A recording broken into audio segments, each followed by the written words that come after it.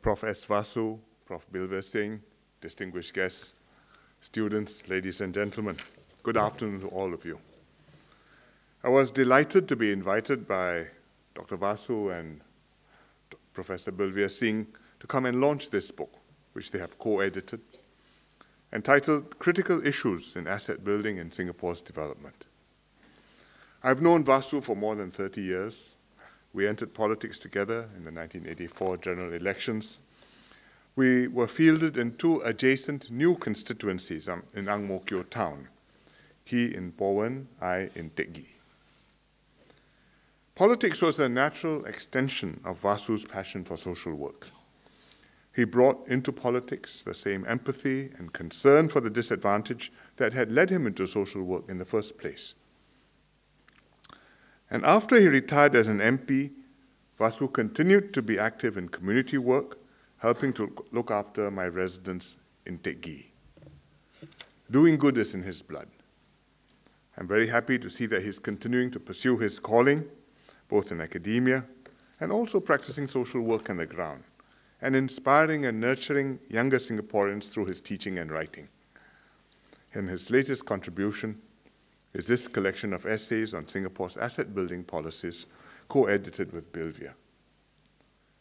Bilver is a specialist in international relations, particularly on Indonesia and Southeast Asia. He teaches and writes on politics and governance, and I'm glad that he has brought his own perspective to the social issues which have been discussed in this book.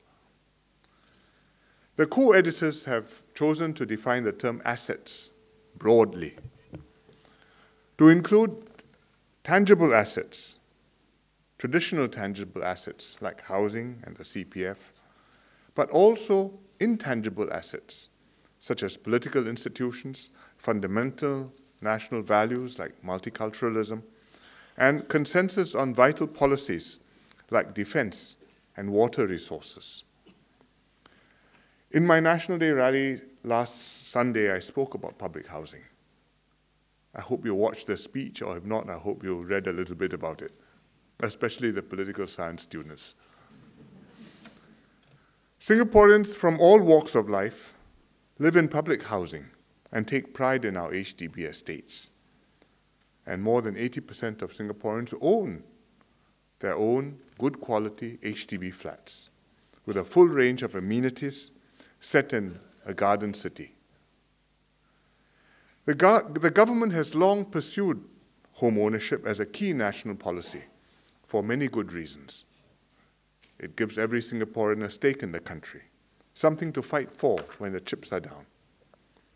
It enables every Singaporean to share in our economic growth, because as the economy grows, so will the value of your home. And nearly every household has a substantial asset to its name, even low-income households. And as a result, we've improved lives significantly for all and avoided the extremes of privation and poverty often seen even in affluent societies. The government could have adopted other policies to house the population. We could have left housing largely to the private market, like in Hong Kong. We could have controlled rents, like in San Francisco. Or we could have provided rental flats at subsidized rates to tenants, as quite a number of other governments do. But none of these alternatives would have achieved the same economic and social results as home ownership. Because the experience of other cities shows that the private market will not provide adequately for the poor or even for the middle-income families. And as for rental housing, the mindset it creates is very different from owning the home you live in. It's not yours. A tenant lives from month to month, rent to rent. He cannot sell the property or leave it to his children. He has no interest in the long-term value of the property. Whereas a homeowner takes responsibility for his property, thinks long-term, and does his best to protect its value, directly through good maintenance and upkeep, but also indirectly, upholding the society in the system upon which the value of his home depends. And that's why HDB sells flats to Singaporeans at subsidized rates, highly subsidized rates. And even for low-income households, HDB prefers to sell a very heavily subsidized flat to them rather than to offer them a subsidized rental unit at cheap rents.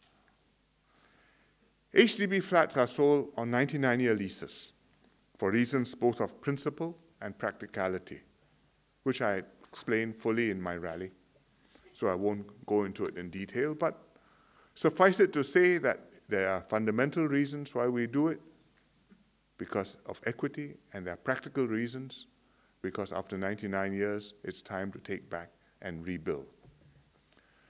Some commentators say that since it's 99 years and not forever, the lease is merely an extended rental and not a sale. I find this argument frankly amazing.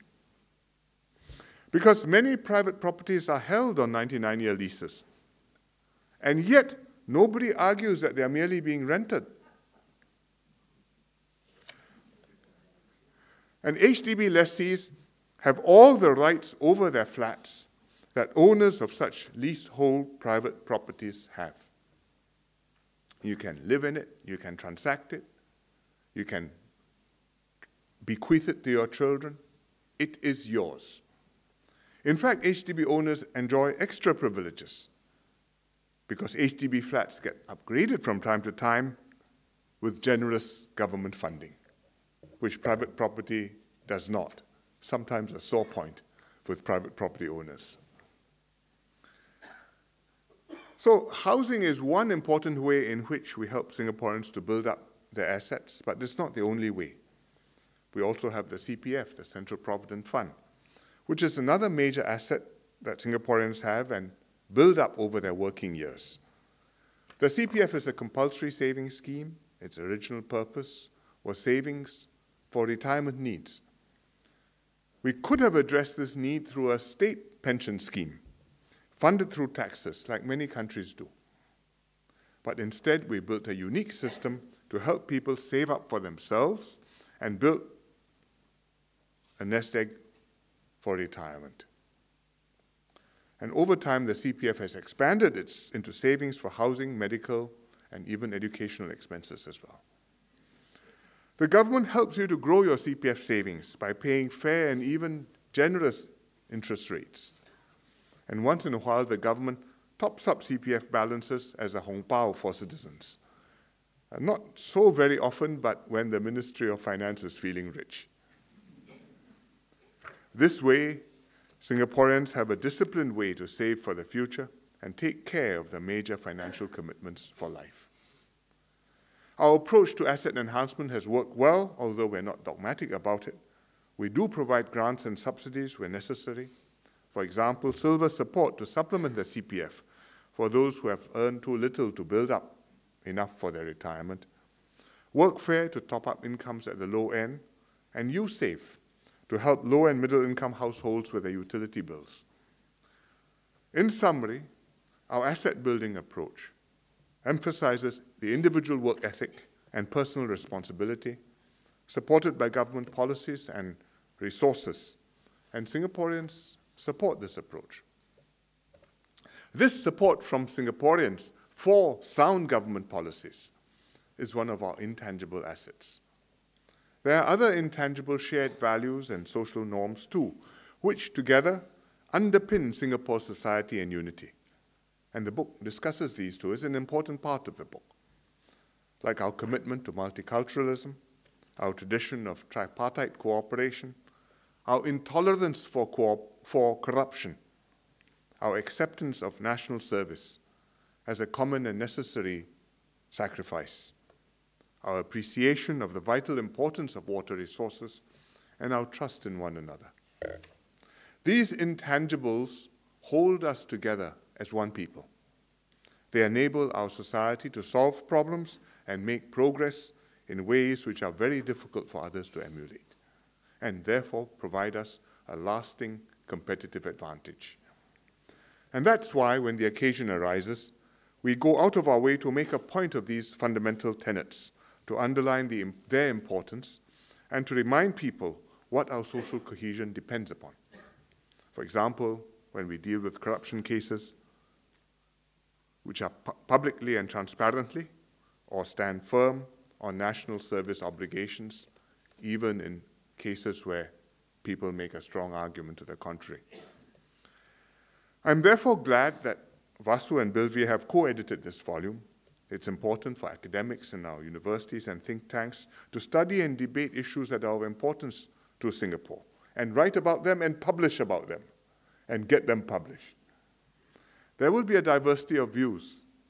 That's the value of the discussion, and any academic worth his salt will have ideas how things can be done better, or at least tried out differently. We should encourage such debate and conduct it in a constructive spirit.